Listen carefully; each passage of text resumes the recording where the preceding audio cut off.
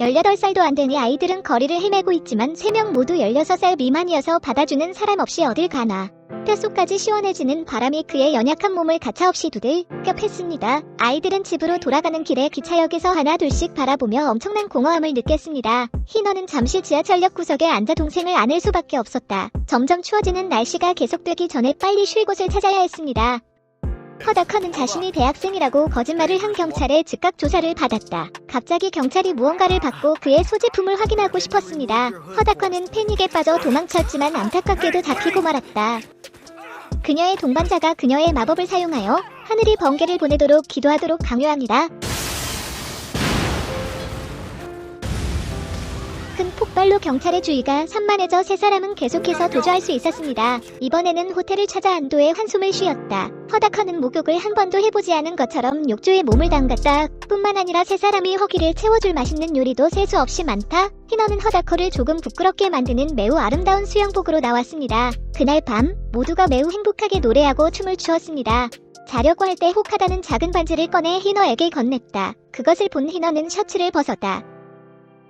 혹하다는 패닉에 빠졌고 희너가 날씨 조절 능력을 너무 많이 사용했기 때문에 그녀의 몸이 녹기 시작했다는 것이 밝혀졌습니다. 그것은 그녀가 죽을 것이라는 것을 의미합니다. 그녀는 자신이 날씨의 여신이기 때문에 피할 수 없는 일이며 하늘을 다시 맑게 하기 위해 희생을 해야 한다고 말했습니다. 혹하다는 그 말을 듣고 곧바로 눈물을 흘렸다. 희너는 그를 안아주며 편히 잠들라고 말했다. 다음날 아침 혹하다는 희너가 완전히 사라진 것을 확인했습니다. 혹하다는 희너를 찾기 위해 필사적으로 뛰고 싶었지만 문을 나서자마자 경찰들에게 붙잡혀 곧바로 역으로 데려갔다. 이야기는 몇 주 전에 시작됩니다. 오즈의 허다커 소년, 지루한 현실에서 벗어나 새로운 것을 찾아 떠나고 싶은 인물. 허다커는 뱃머리까지 햇빛을 쫓고 멀리 떠도는 햇빛을 멍하니 바라보았다. 그 순간 그는 이 비좁고 교착 상태에 빠진 숨막히는 섬을 떠나기로 결정했습니다. 그는 새롭고 흥미진진한 토키오에 가고 싶었습니다. 무엇보다 태양 광선 속에 있는 것을 찾고 싶었기 때문입니다. 나는 태양 광선 아래에 서고 싶어요. 허다커는 외쳤습니다. 토키오는 이제 일종의 불가사의한 자연현상에 빠지고 있습니다. 비가 몇 달 동안 계속되고 멈출 기미가 보이지 않습니다. 토키오로 향하는 기차에서 비에 휩쓸릴 뻔했을 때 케이수키라는 중년 남성에게 구조되었습니다. 그가 떠나기 전에 케이수키는 그에게 편집실 주소가 적힌 명함을 주었다. 낯설고 새로운 곳에 발을 들여놓자 허다커는 거의 압도당할 뻔했다. 급하게 포럼에 채용 공고를 올렸지만 결과가 좋지 않았고 대부분이 미성년자라는 이유로 거절당했다. 며칠을 방황하는 것만으로는 더 이상 돈을 많이 보관할 수 없습니다. 허다커가 길 모퉁이에 앉아있는 동안 불량배가 와서 말썽을 일으켜 그를 길바닥에 쓰러뜨렸다. 허다커는 깡통을 수집하다가 실수로 총을 주었고 버리지 않기로 결정하고 자신을 위해 보관했습니다. 이후 허다커는 바에 앉아 햄버거를 건넸다. 그는 희너라는 이름이 이상한 소녀의 천진난만한 미소에 상당히 놀라고 당황했습니다. 그 운명적인 순간 허다커가 햇빛 속에서 찾고자 했던 사람이 나타났고 두 개의 보이지 않는 운명의 끈이 다시 얽혀 때려야 뗄 수 없는 사이가 되었다. 허다커는 명함에 적힌 주소를 찾아 케이수키와 그의 조카 나츠미의 작은 사무실을 찾았다. 허다커는 더 이상 숙박에 대해 걱정할 필요가 없도록 즉시 견습원으로 받아들여졌습니다. 점차적으로 그는 이 도시의 삶의 리듬에 익숙해졌고 여기에 있는 것이 매우 흥분되었습니다. 허다커는 정보, 특히 도시 전설에 대한 이야기와 심지어 맑은 소녀의 존재에 대한 정보를 수집하기 위해 나츠미를 따라 여러 곳을 갔습니다. 그러던 중 우연히 거리에서 희너를 다시 만났지만 별 생각 없이 희너를 재빨리 질질 끌고 달려가 조폭들의 청탁에서 구출했다. 그러나 허다커는 그들에게 쓰러져 도망칠 수 없었다. 분노한 허다커는 겁에 질려 총을 쏘고 희너와 함께 버려진 아파트로 달려갔다.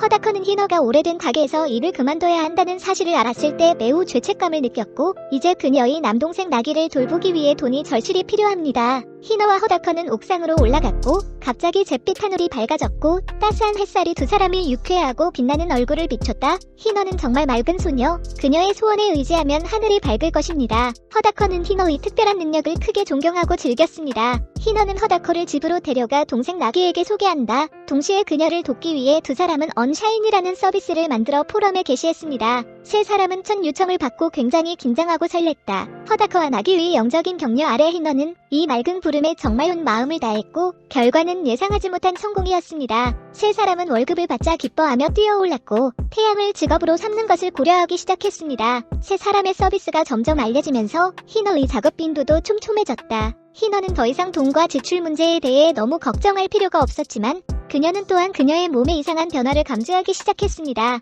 세 사람은 이 도시의 불꽃놀이 축제를 위해 태양을 불러달라는 요청을 받는 것을 매우 영광으로 생각하고 초조해했습니다. 화려한 전통 의상을 입고 등장한 희너는 높은 단상에 서 있어 보는 이들의 시선을 사로잡았다. 모두의 예상대로 비는 점차 그치며 구름 사이로 빛이 조금씩 피어올랐고 하늘은 붉은색과 파란색 줄무늬로 눈부신 빛을 발했다. 불꽃놀이 소리가 선명하고 사람들이 환호하는 소리, 풍경이 아름답고 소음이 웅장합니다. 조용한 구석에서 희너와 허다커는 조용히 불꽃놀이를 바라보며 서로 속삭였다. 희너에게 허다커는 존재의 이유였다. 그리고 허다커는 희너를 자신의 삶의 진실로 여긴다.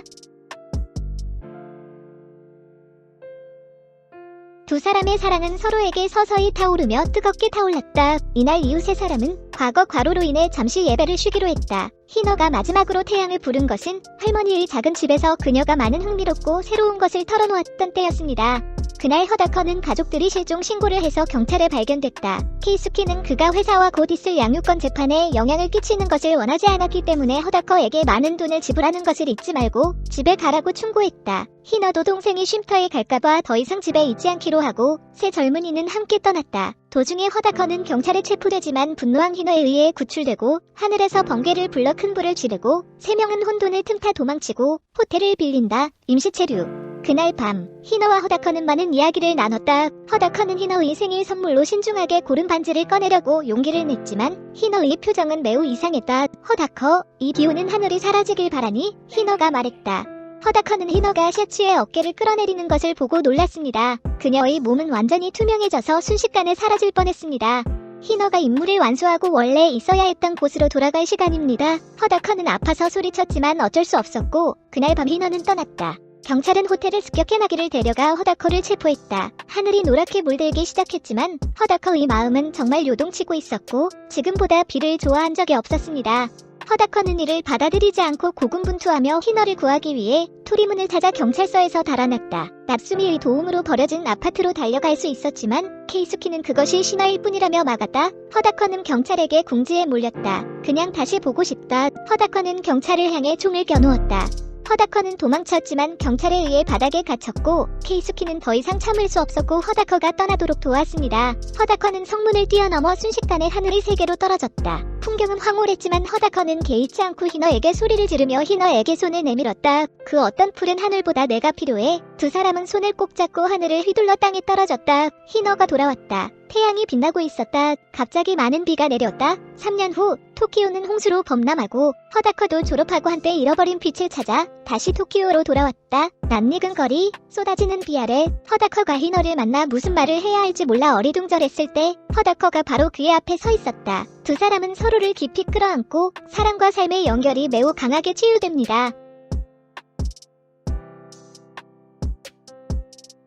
그것이 허다커와 희너의 청춘의 여정이다. 한 구절 한 구절이 무한히 끓어오르는 희망과 야망, 열정으로 가득 찬 청춘의 교향곡과 같다. 우리 각자가 경험하고 숙고하고 느껴야 하는 시대의 교향곡입니다. 결국 젊음은 지나가는 것이 아니라 기억해야 할 시간입니다.